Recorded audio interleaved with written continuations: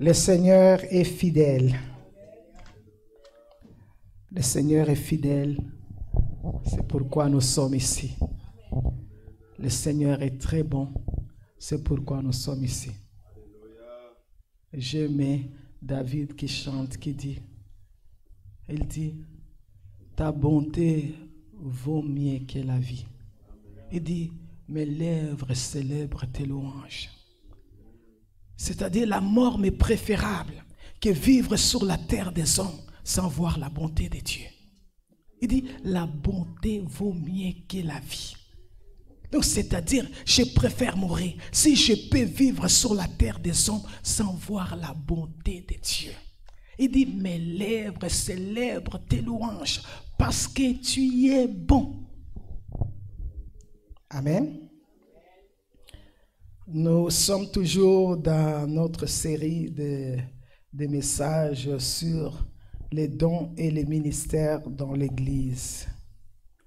Ce matin, nous allons partir dans Romains.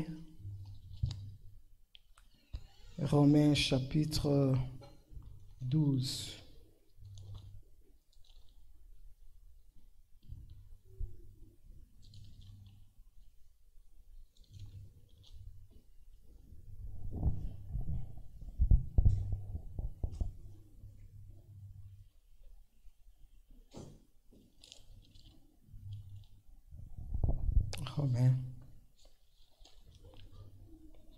Romains 12, nous allons lire les versets 3 à 8. Par la grâce qui m'a été donnée, j'ai dit à chacun de n'avoir pas de lui-même une trop haute opinion, mais de revêtir des sentiments modestes selon la mesure de la foi que Dieu a départie à chacun. Car comme nous avons plusieurs membres dans un seul corps et que tous les membres n'ont pas la même fonction, ainsi nous qui sommes plusieurs, nous formons un seul corps en Christ. Et nous sommes tous membres les uns les autres.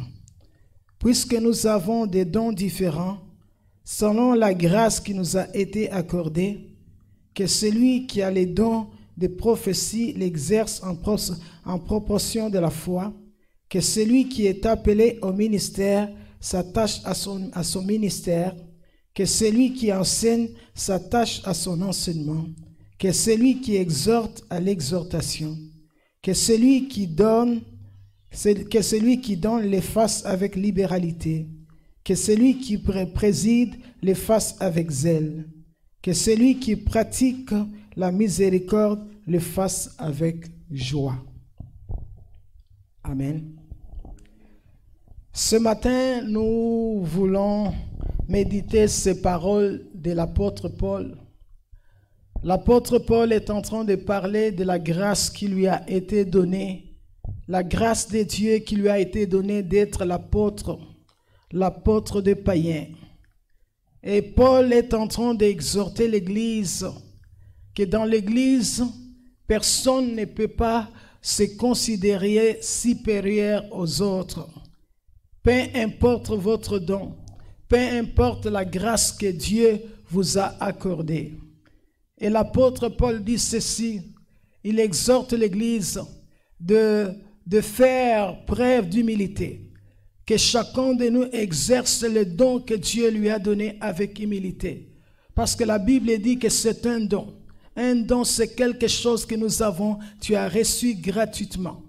Paul disait un jour, il disait, qu'as-tu que tu n'aies reçu?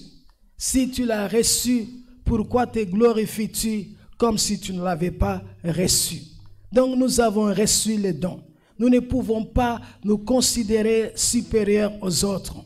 Pas seulement nous ne pouvons pas nous considérer supérieurs aux autres, nous ne pouvons pas envier les dons de quelqu'un d'autre.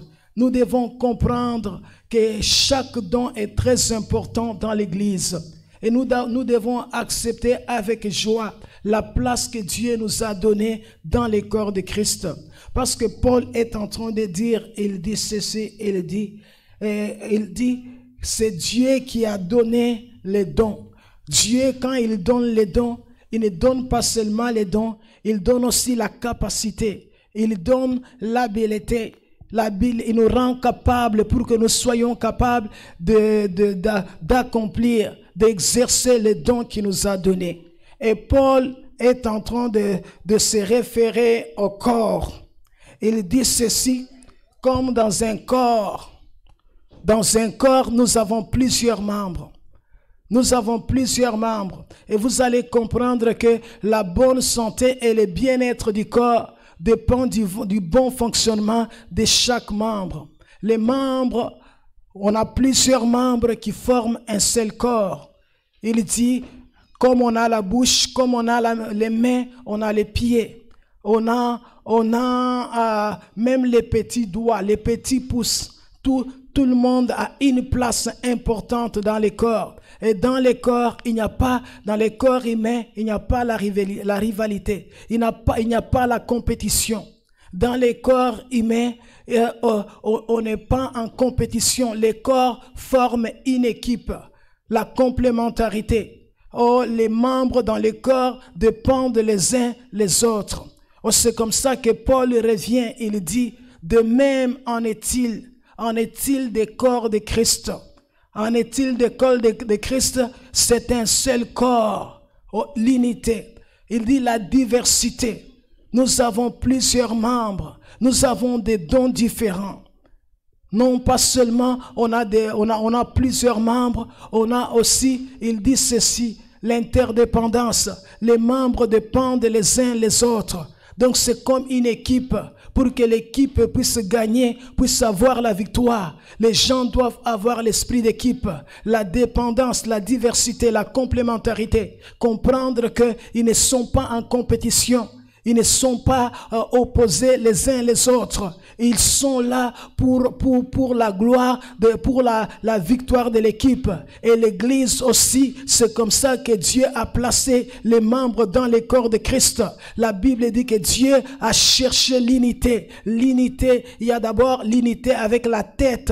On a la tête qui est Jésus, qui est dans le ciel, et le corps sur la terre. Et c'est comme ça que Dieu a placé chaque membre dans son corps. Pour que nous soyons capables de comprendre que nous ne sommes pas en compétition, nous ne sommes pas en rivalité. Nous sommes là pour mettre nos dons au service des autres. Nous sommes là pour exercer les dons pour la gloire de qui? La gloire de Dieu. Et la Bible dit que Dieu a donné des dons à des différents dons à des personnes différentes. Et Dieu n'a pas donné seulement des dons différents à des personnes différentes, il a donné aussi la capacité. Paul dit ceci, il dit notre capacité ne vient pas des hommes, elle vient de Dieu. Le Dieu qui a fait de nous les ministres de la nouvelle alliance, non pas de la lettre qui tue, mais de l'esprit qui vivifie. Pour dire, il y avait aussi les ministres de la lettre, c'est la lettre qui tuait dans l'Ancien Testament. Et nous, Dieu a fait de nous les ministres de la nouvelle alliance, non pas de la lettre qui tue, mais de l'esprit qui vivifie. Parce que c'est le Saint-Esprit, l'Esprit de Dieu. C'est le Saint-Esprit qui est venu donner des dons à chacun de nous. Et la Bible nous dit quoi? Quels que soient nos dons, quelle que soit l'importance de nos dons, nous ne pouvons pas les utiliser de façon égoïste. Non, nous devons les utiliser pour le bien des autres. Parce que Dieu nous a donné les dons pour l'utilité commune. Toi, tu n'es qu'un intendant. Et Dieu nous a donné cette responsabilité de bien gérer les dons qu'il nous a donnés. Parce qu'un jour, nous allons nous tenir devant Dieu pour rendre compte des dons que Dieu nous a donnés. Pour vous, vous êtes qu'un instrument que le Seigneur a choisi pour la gloire de qui? La gloire de Jésus. Pour que son nom soit élevé, pour que son nom soit exalté, pour que il soit lui-même, qu'il soit l'objet d'adoration des gens, que tout le monde se tourne vers lui, que tout le monde le cherche, que tout le monde l'adore. Et c'est la raison pour laquelle le Saint-Esprit, l'Église, nous devons comprendre ici, nous devons comprendre cette vérité. Nous sommes ici pour l'élévation de qui? L'élévation de Jésus. Quels que soient nos dons. La Bible dit Pierre et Jean. Pierre et Jean, ils allaient au temple. Un jour, un boiteux en marchait. Les hommes étaient là, en train de les regarder, comme s'ils voulaient leur donner tous les mérites.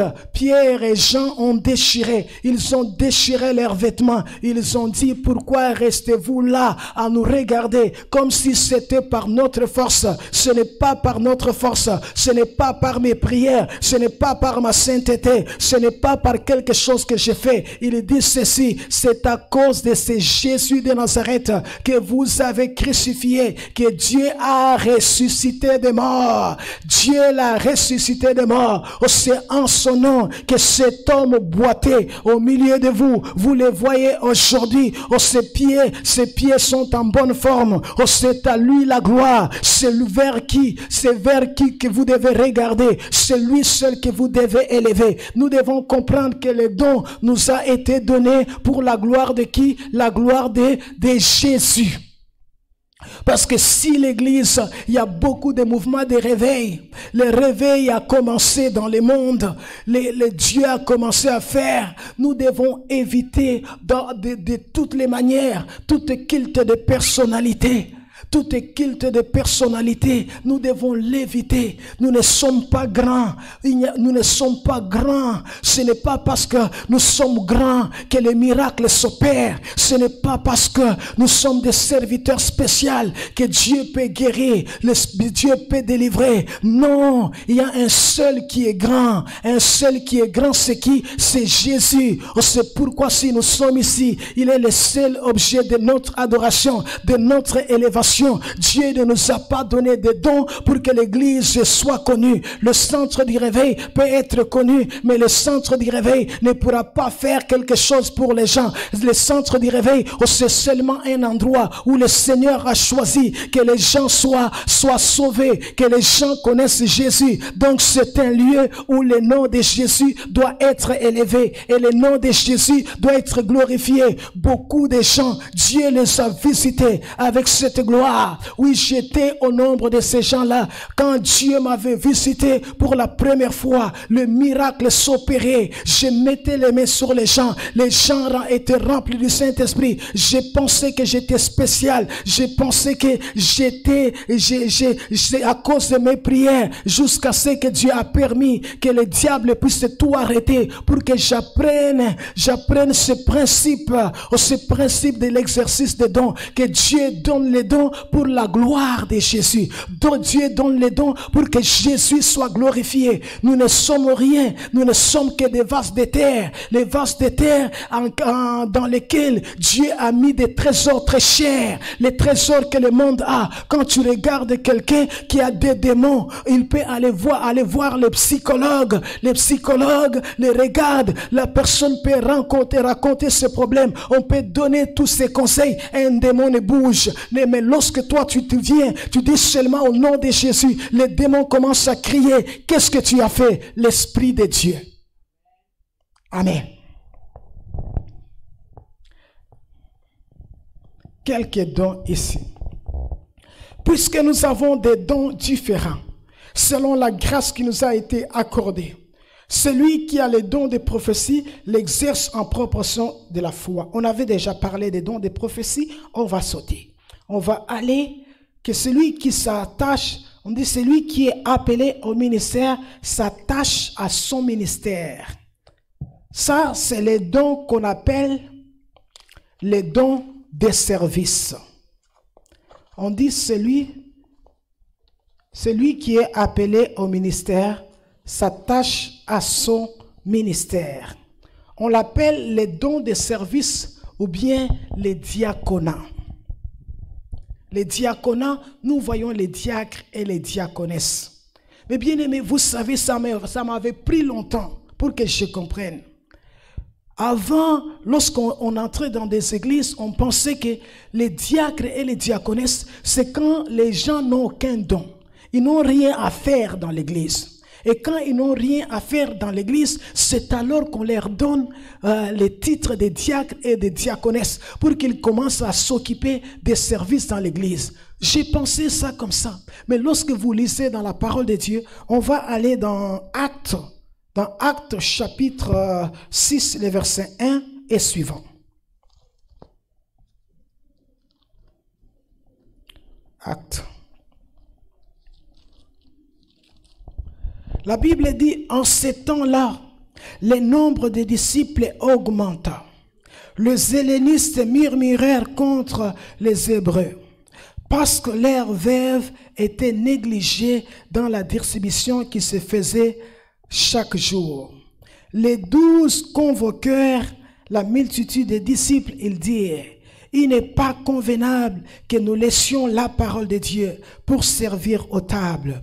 C'est pourquoi, frères, choisissez parmi vous 7 hommes de qui l'on rend un bon témoignage, qui soient remplis d'Esprit Saint, de sagesse, que nous chargerons de cet emploi.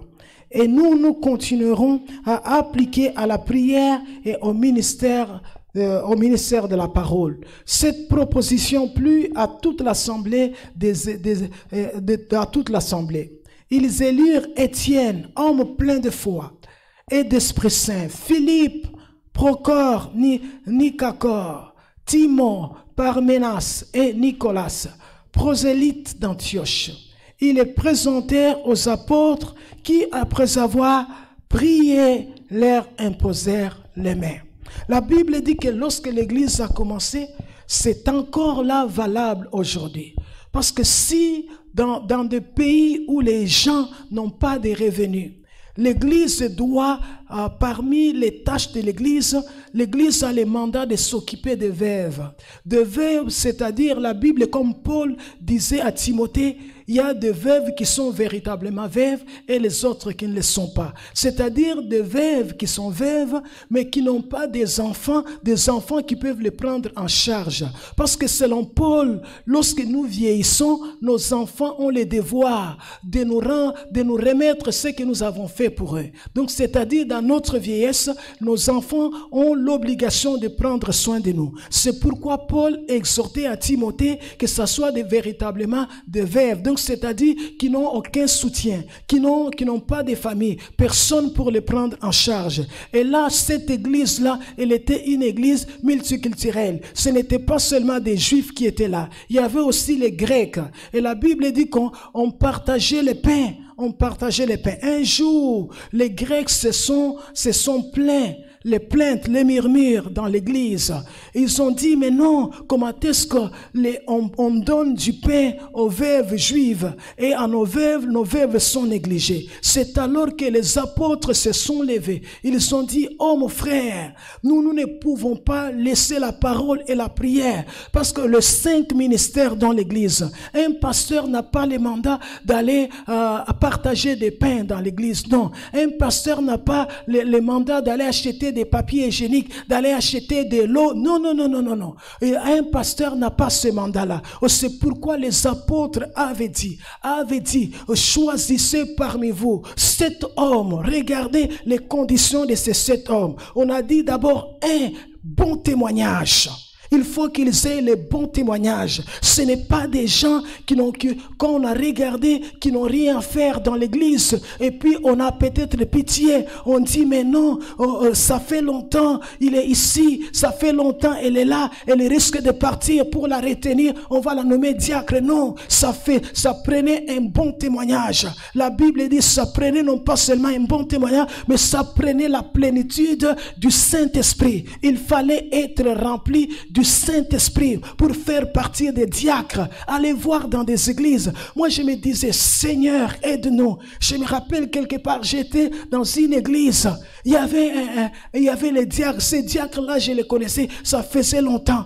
Les diacres, oui, ils faisaient des activités, c'est bien. Mais dès que la prédication commence, les diacres dorment, la bouche ouverte, du début jusqu'à la fin. Mais bien aimé, non. Nous, ce n'est pas ça. Ce n'est pas ça la pensée de Dieu. On ne peut pas donner aux gens les diaconats parce qu'on veut les retenir à l'église. Non, ils doivent être remplis du Saint-Esprit. La Bible dit pas seulement remplis du Saint-Esprit, ils doivent avoir la sagesse, c'est-à-dire la connaissance, la parole de Dieu. Les diacres, quand ils viennent à l'église, il y a même des gens sans Bible. Je suis diacre, je suis diacre. Non, non, la Bible dit, ils étaient remplis du Saint-Esprit. Prenons Étienne, prenons Philippe, vous allez voir comment est-ce que ces hommes étaient remplis du Saint-Esprit. C'est pourquoi aujourd'hui, on a presque l'intention que le diable est entré à l'église.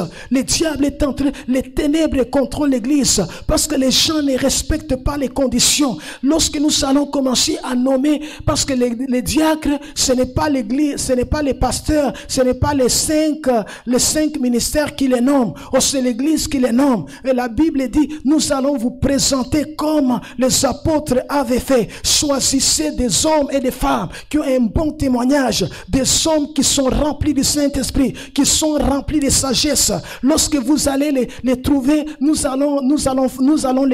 vous allez les élire et après nous allons les observer. Nous allons leur donner un mandat de 6 mois, mais on veut des hommes remplis du Saint-Esprit, des gens qui ont un bon témoignage, des hommes et des femmes qui craignent Dieu.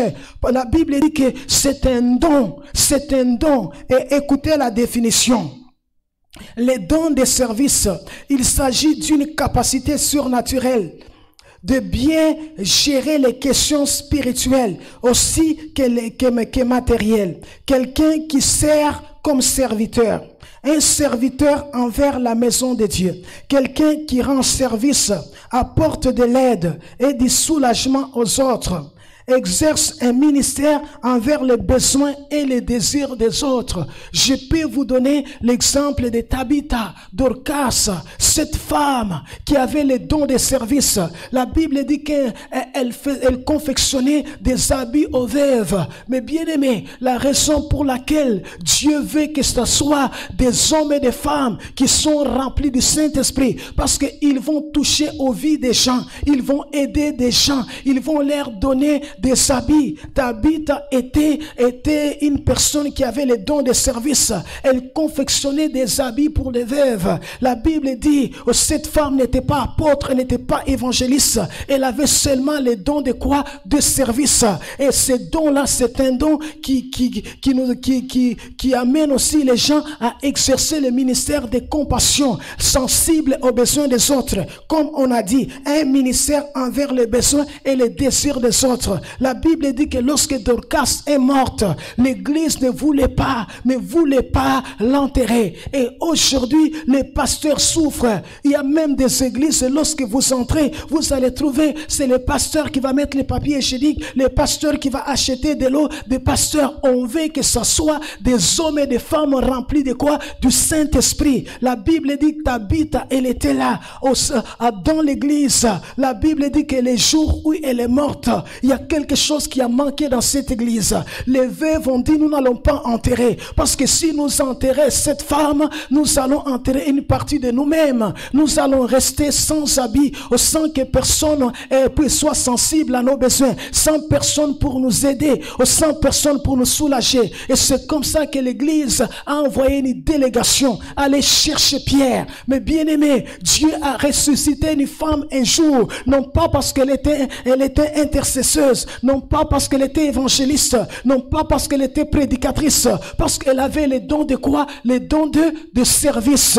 Mais la condition, il faut être rempli du Saint-Esprit, avoir un bon témoignage, rempli de sagesse. Un diacre aussi a le mandat de lire sa Bible chaque jour, de connaître la parole de Dieu. Parce que quand vous regardez Étienne, la Bible dit qu'Étienne était parmi les diacres qu'on avait choisis. Lorsqu'on l'a accusé faussement, lisez Actes chapitre 7, vous allez voir comment est-ce qu'un homme, c'est un diacre qui avait mémorisé les Écritures dans l'Ancien Testament. Pourquoi? Parce que c'était un homme rempli de quoi? Rempli du Saint-Esprit. Rempli de quoi? De sagesse.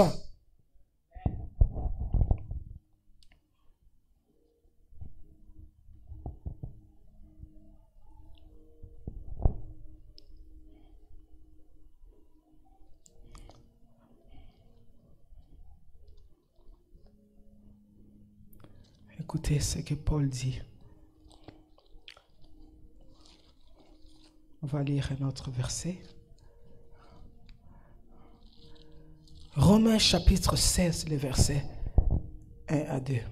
Il dit, je vous recommande Phoebe, notre sœur, qui est diaconesse de l'église des Centrés, afin que vous la receviez à notre Seigneur d'une manière digne de saint, que vous l'assistiez dans les choses où elle avait besoin de vous. Car elle en a aidé beaucoup, ainsi que moi-même. Elle a dit, elle en a aidé beaucoup, ainsi que moi-même. Celui qui nous parle ici, c'est qui? C'est l'apôtre Paul. Phoebe, c'était une diaconesse, mais là, elle allait à Rome. Il fallait que Paul la recommande chez les Romains pour dire ceci. Regardez, cette femme, elle était diaconesse dans l'église des Centrés. C'était une femme remplie de compassion, sensible aux besoins des gens.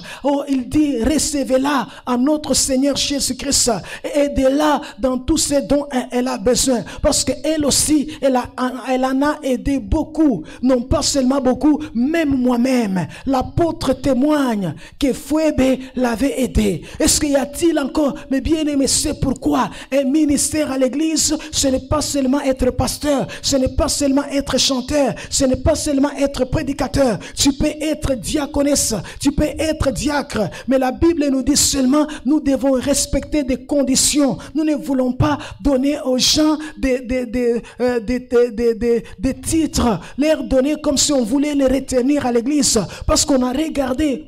Moi avant, je pensais que c'était comme ça. C'est parce que les gens qui n'ont pas de dons, qui n'ont rien à faire à l'église, et puis on dit qu'ils soient des diacres et des diaconesses. Non, ici c'était des hommes et des femmes remplis du Saint-Esprit. C'était des hommes qui avaient un bon témoignage. La Bible dit, Paul dit, Phoebe l'avait aidé.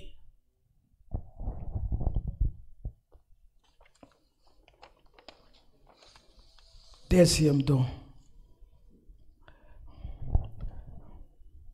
Dans Romains 12, on était.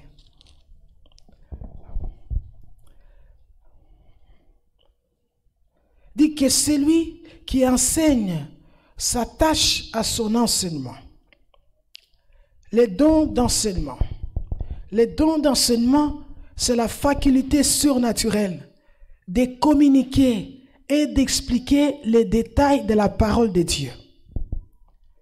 Quelqu'un qui en instruit d'autres. Mais bien aimé, vous pouvez avoir les dons d'enseignement, vous êtes dans les bancs. Vous êtes dans les bancs. Peut-être l'église ne vous connaîtra jamais. Mais chaque fois, quand quelqu'un s'approche de vous, quand quelqu'un pose seulement une petite question, vous commencez à l'instruire. Ce n'est pas un don qui agit seulement à la chair, non. C'est pourquoi les chrétiens, nous devons lire notre Bible. Nous devons étudier la Bible. Nous devons étudier la Bible pour avoir quoi? La connaissance. Parce que vous pouvez être dans les bancs, mais vous avez un don d'enseignement. Vous êtes en train d'instruire les autres, des frères et des sœurs qui vous approchent.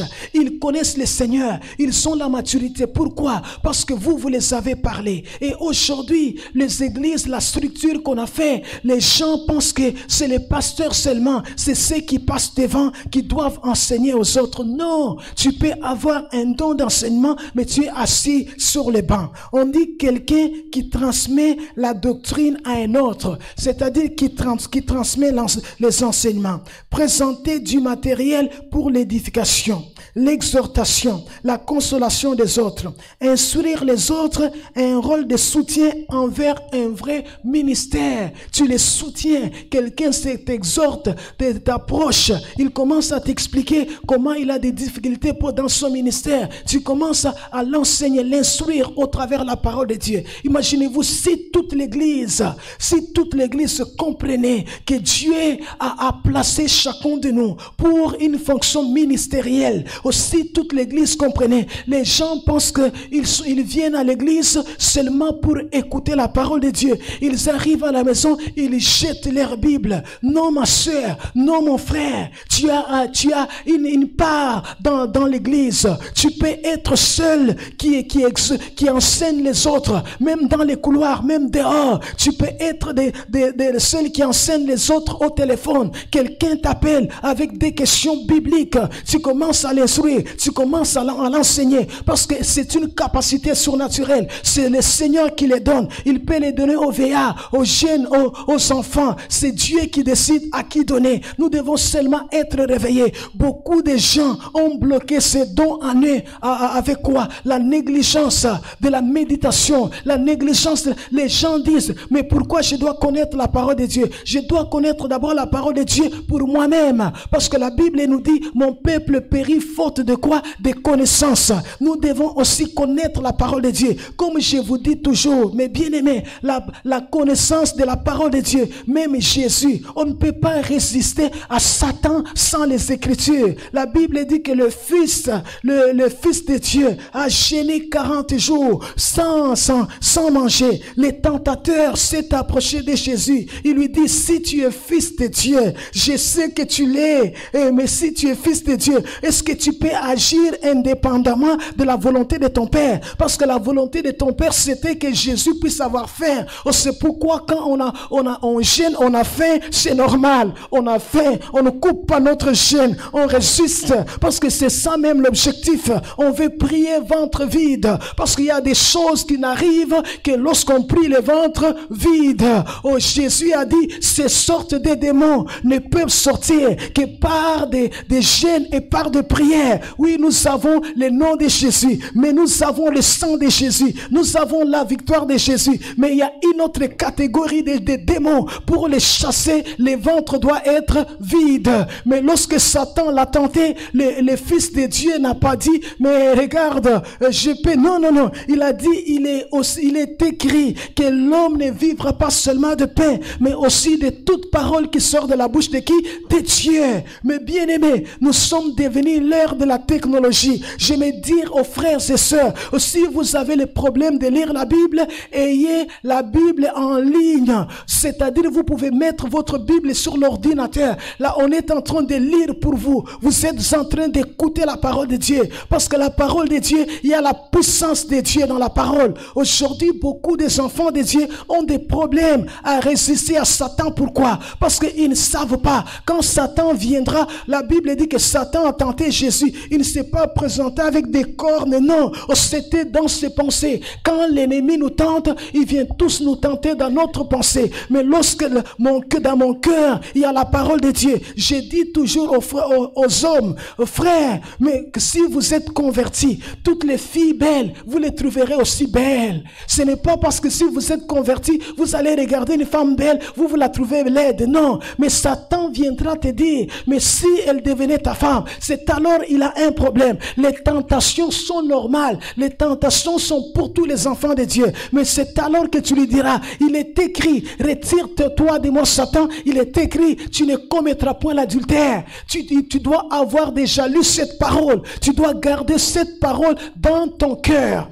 La Bible dit, c'est comme ça qu'il y avait des hommes dans la parole de Dieu, des hommes et des femmes qui ont aidé à l'avancement de l'église. Pourquoi? Parce que ils avaient les dons d'enseignement, comme Timothée. Paul dit à Timothée, dans les livres de Timothée, 2 Timothée, chapitre 2, les versets 1 à 2. Écoutez ce que Paul est en train de dire à Timothée.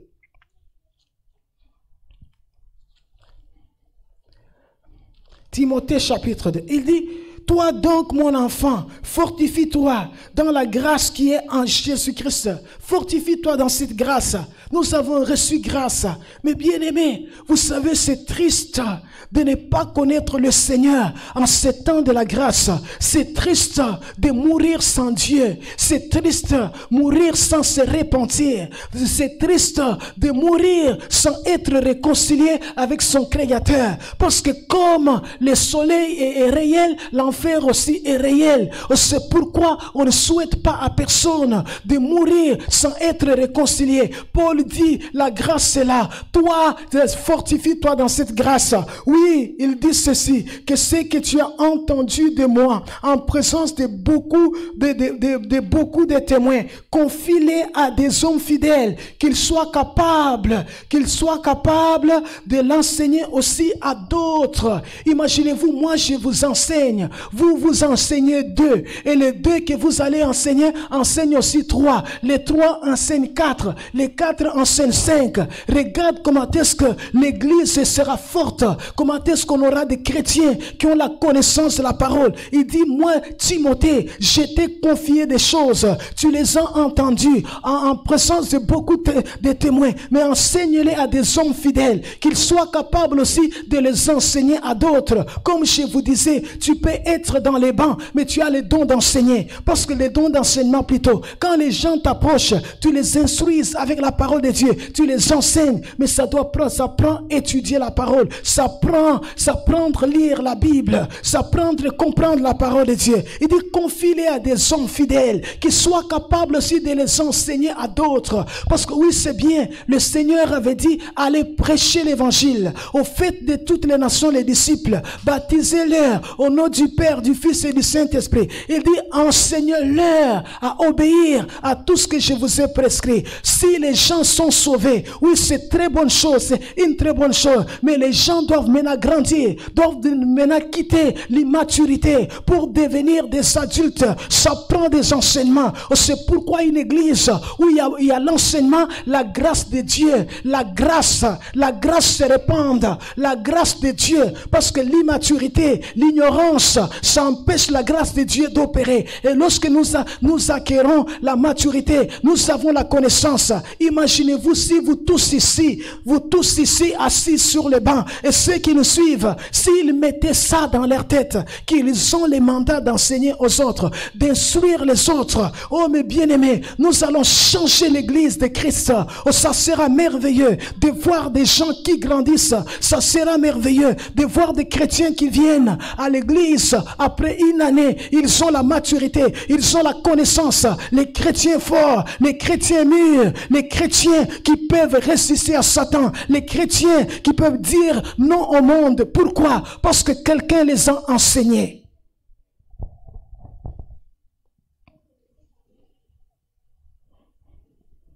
Acte.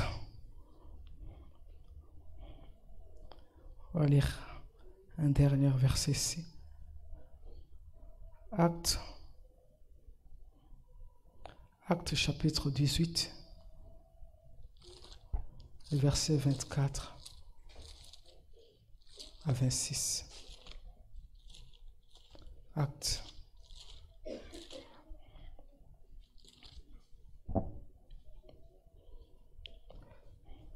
La Bible dit, lorsqu'ils eurent passé quelque temps à Antioche, Paul s'est mis en route et parcourut successivement la Galatie, la Phrygie, fortifia tous les disciples. Un juif nommé Apollos, originaire d'Alexandrie, homme éloquent, versé dans les Écritures, vint à Éphèse. Il était instruit dans la voie du Seigneur, fervent d'esprit, annonçait et enseignait avec exactitude ce qui concerne Jésus. Bien qu'il ne connaissait pas, il ne connaissait que les baptêmes des gens. La Bible dit, il s'est mis à parler librement dans la synagogue. Aquilas et Priscille, l'ayant entendu, les prirent avec eux et lui exposèrent plus exactement la voie de Dieu. Regardez ici, il y a 3 personnes. Il y a 3 personnes. Apollos, il y a Priscille, il y a qui? Aquilas. Vous ne les voyez pas parmi les apôtres. Vous ne les lisez pas quelque part. Mais la Bible dit que ce sont des gens qui avaient les dons d'enseignement. Apollos était en train d'enseigner, mais Apollos ne connaissait que les baptêmes des gens. Il ne connaissait pas, il ne savait pas qu'on devait être baptisé baptisé au nom du Père, du Saint-Esprit. Ils ne savaient pas qu'on devait être baptisé dans le Saint-Esprit, être rempli du Saint-Esprit. Et c'est comme ça que Aquilas et Priscille, c'était des fidèles dans l'église. On ne voit pas nulle part dans la parole, on dit prédicatrice Priscille, non, ou bien prédicateur Aquilas. C'était des hommes comme vous. Mais la Bible dit que lorsqu'ils ont entendu Apollos, ils ont dit non, il y a quelque chose qui lui manque. Ils ont pris Apollos à côté, ils ont instruit Apollos avec exactitude. Et je crois Apollos, partout où il allait, il n'enseignait plus seulement les baptêmes des gens. Il se souvenait que si Jean a été envoyé, c'était pour introduire Jésus aux Juifs. Maintenant, c'était le temps de la grâce. Jésus était déjà venu, il était déjà mort, il est ressuscité. Et le Saint-Esprit était déjà descendu. Il fallait maintenant commencer à dire aux gens, est-ce que êtes-vous remplis du Saint-Esprit? Est-ce que vous avez besoin d'être remplis? Pourquoi? Parce que Aquilas et Priscille l'ont pris à côté.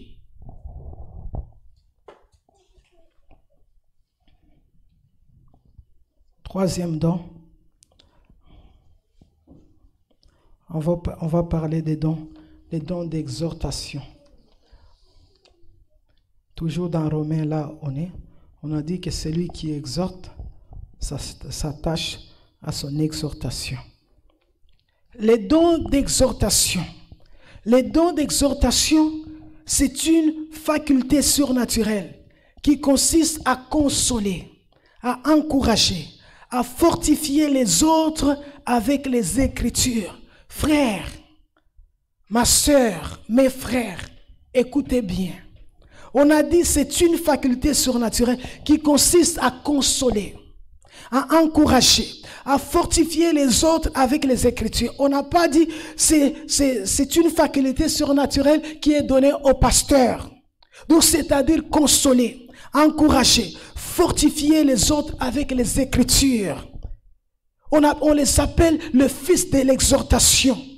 Les gens qui regardent, frère Antoine, frère Robert, frère Roger, ça fait longtemps que je ne l'ai pas vu à l'église.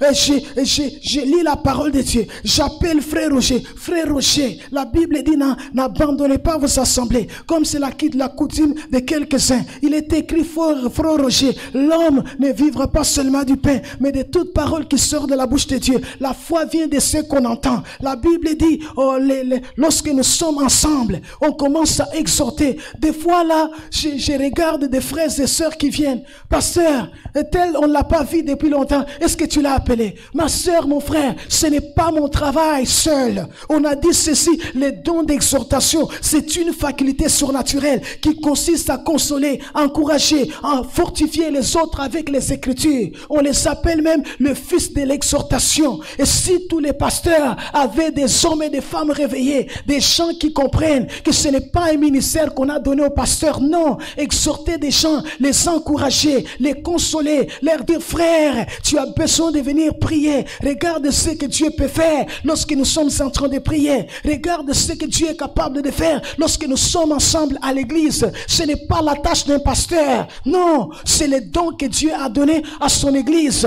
Tu peux être membre dans l'église, on peut ne pas connaître ton nom, mais chaque jour, on voit des frères qui entrent ici, parce que c'est toi qui les encourages, parce que tu as reçu un don, et Dieu ne va pas t'oublier. Dieu ne va pas t'oublier. Aujourd'hui, les gens laissent toutes les choses sur la tête des pasteurs. On a des pasteurs qui ont fait les burn-out. Pourquoi? Parce que l'église ne comprend pas que Dieu a donné les dons. C'est le Saint-Esprit qui l'a donné. On ne dit pas que quand le pasteur va l'encourager, il va venir. Non, c'est-à-dire c'est le Saint-Esprit dans chacun de nous. Nous sommes dans la nouvelle alliance et chacun de nous est rempli du Saint-Esprit. Aussi toi tu l'exhortais, Dieu est capable même de les toucher, parce que la personne peut raisonner. Regarde, c'est une brebis comme moi qui m'exhorte, parce que des fois les gens ont tendance à penser que les pasteurs, on se plaît à les voir à l'église. Non, on ne vient pas, vous ne venez pas ici pour me plaire, vous venez ici pour votre âme, parce que vous voulez nourrir votre âme, parce que vous voulez avoir une relation intime avec le Seigneur, parce que vous voulez obéir à la parole de Dieu qui dit, là où 2 ou 3 s'assemblent, je suis au milieu d'eux. La parole de Dieu qui dit, il est doux et agréable pour des frères de demeurer ensemble. C'est comme l'huile précieuse qui descend sur la tête, sur la barbe, sur les bords des vêtements d'Aaron. C'est comme la rosée de l'Hermon qui descend sur les montagnes de Sion. C'est là où Dieu envoie la vie et la bénédiction en abondance.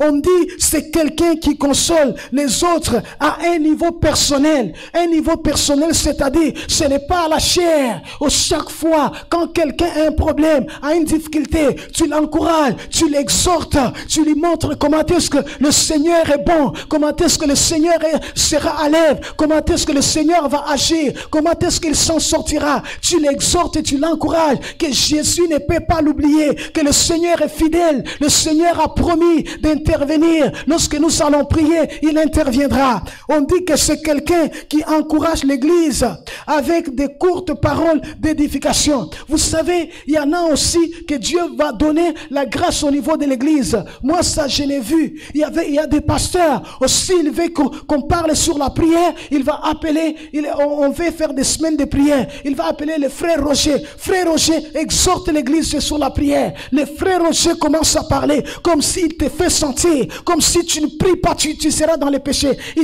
Tu sens comme il te fait sentir comme si tu ratais à cette prière, c'est l'enfer pour toi. Le frère Rocher t'encourage. Il y a même des gens qui ont le don d'exhorter. Moi, j'ai vu un pasteur, si on l'amène dans votre église, s'il parle seulement aux gens des dîmes, c'était pour la première fois que j'en l'entendais. Non, mais bien aimé, vous allez glorifier le Seigneur. Il avait cette grâce. Je me rappelle un jour, on l'a invité dans l'église où j'étais. Il était en train de parler lorsque Dieu disait aux enfants d'Israël, ne venez pas me donner un animal qui a un défaut, un animal qui a l'œil ou bien un animal qui est boiteux. Et puis il dit ceci, il dit, va d'abord, va donner à ton gouverneur pour voir si ton gouverneur va bien t'accueillir. Et après là, tu viens me le donner pour que moi je te donne une portion de malédiction. Pourtant, ce n'est pas écrit ça dans la parole de Dieu. On n'a pas écrit ça, mais c'est comme ça que la Bible dit. C'est ce qui se fait lorsque nous ne donnons pas, nous mentons Dieu dans nos dîmes et les offrandes. La Bible dit, la malédiction va intervenir. C'est pour vous dire, j'avais apprécié, j'ai dit, cet homme était un exhortateur. Lorsqu'il te parle de donner à Dieu, non, il te convainc. C'est comme si tu sens que tu dois donner à Dieu. Il y en a aussi dans les bancs qui ne sont pas des pasteurs, qui n'ont pas des ministères influents, mais qui ont ces dons-là d'exhortation. On dit c'est quelqu'un qui est capable de réconforter, consoler, avertir les croyants, encourager ou réconforter l'église dans les temps de difficultés ou de besoins. Si l'église traverse des temps difficiles, il y a aussi des hommes qui ont cette grâce-là. Donnez-lui seulement les micros. Vous allez sortir de cela à réconforter, à encourager, consoler, comme si Dieu avait déjà pris votre dossier en main. Pourquoi? Parce que c'est le don ou c'est la grâce. Et nous devons comprendre que les dons d'exhortation, les dons de service, les dons d'enseignement, ce n'est pas des choses qu'on va dire, c'est les pasteurs qui vont faire. Non, mais bien aimé, c'est l'église de Christ. Dieu a dit, Dieu n'est pas injuste pour oublier notre servir, pour oublier notre service. L'amour que nous avons manifesté pour les saints, en rendant les services aux saints, Dieu va nous récompenser. Oh, c'est pourquoi c'est votre responsabilité. Si les frères Roger, Antoine ne viennent pas à l'église, ça fait longtemps, ce n'est pas la responsabilité du pasteur. C'est comme je vous dis, d'ailleurs, ils seront encouragés d'entendre un fidèle, une brebis. Mes frères, viens à l'église, ça nous fait du bien. Tu commences à donner ton témoignage. Comment est-ce que l'église t'a aidé? Comment est-ce que les paroles que tu as écoutées à l'église, ça t'a empêché à faire certaines choses, à prendre certaines mauvaises décisions. Peut-être tu devais être découragé. Alors là, les frères se lèvent, ils viennent. Pourquoi? Un don de quoi? D'exhortation. On se met debout.